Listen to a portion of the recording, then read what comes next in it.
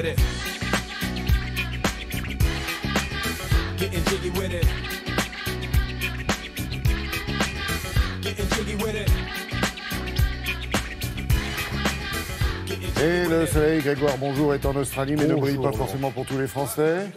Si, on va dire, voilà, bien. Oui, il y en a 12, c'est l'Open d'Australie, il y en a 12 cette nuit, en tout cas sur la journée, sur les cours, et il y en a déjà 2 qui sont passés, 2 garçons, 2 filles qui sont tombées. On va commencer par les garçons, justement, regardez, Pierre-Hugues Herbert qui passe le premier tour, 16e de finaliste en 2016, l'Alsacien avait été stoppé d'entrée les 2 années suivantes, et cette nuit, il a dominé l'Américain Querrey, qui menait 1-0 dans leur confrontation.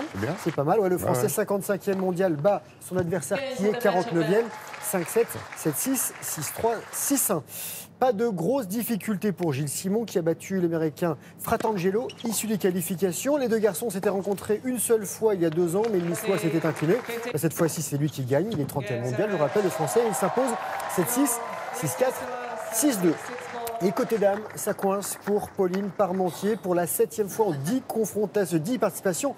Et comme l'an dernier, la tricolore perd son premier. Allez bien, j'allais pas le faire celle-ci. 55e du classement, elle a été opposée à la Russe de 17 ans.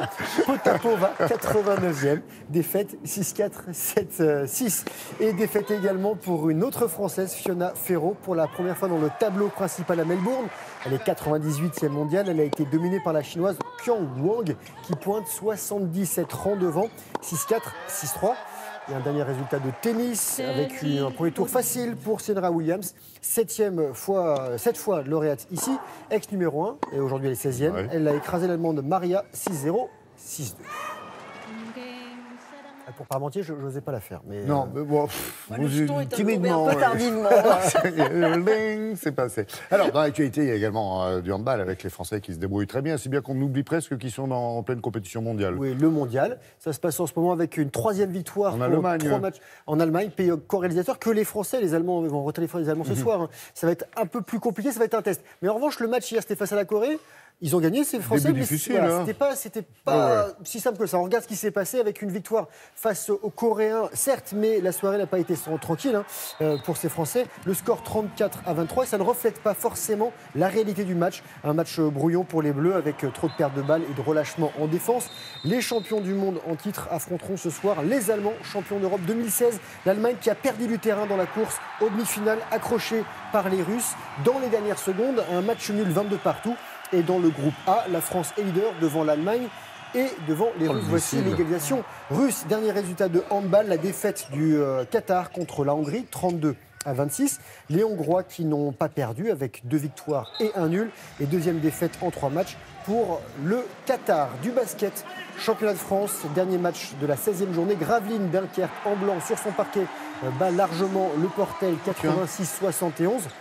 Et un résultat qui permet aux nordistes d'espérer une qualification pour la Leaders Cup, c'est cette compétition de mi-saison qui rassemble les 8 premiers du classement à ce moment-là de la compétition. Et pour l'instant, Gravelines est 8e. Donc il y a beaucoup de prétendants au titre mondial quand même en handball. Ça va être chaud. Oui, ça va être accroché.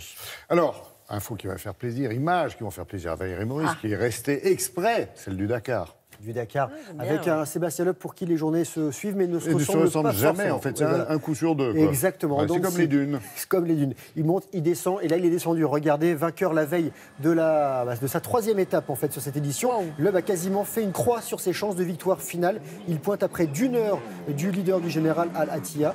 Sébastien Loeb a notamment perdu du temps à cause d'un problème électrique. Victoire d'étape pour Stéphane Peter-Hansel. Voilà, mais bon, pas encore de voiture électrique. 2e victoire d'étape pour ce garçon. Là, il est 2e du général. En moto, le Britannique Sunderland a été le plus rapide. Le tricolore Van Beveren est 4e hier et 2e du général, derrière l'Américain Ricky Brabec. Regardez bien ce qui va suivre. Pour finir, je vous présente Kathleen Ohashi et une vidéo qui fait un carton planétaire, visionné des dizaines de millions de fois sur les réseaux sociaux. L'Américaine dépoussière la gymnastique. Elle a réalisé une prestation parfaite lors des championnats universitaires américains. Un 10 au sol, une chorégraphie incroyable qui défie la pesanteur. L'étudiante californienne de 21 ans en fait, prend une belle revanche en fait, sur une carrière marquée par les blessures. Et à 16 ans, elle était opposée, elle avait été battue par sa grande rivale, Simone Biles, qui est la star incontestée de cette discipline et qui marque une fin de cette discipline. Voilà. Si vous pouvez aller voir cette vidéo sur les réseaux sociaux. lâche complet, la fille. Géniale. Elle est c'est géniale. super. Et les Souriante. juges, ils aiment ça? Ah bah jusqu'au bout, 10. D'accord. Ça fait plaisir.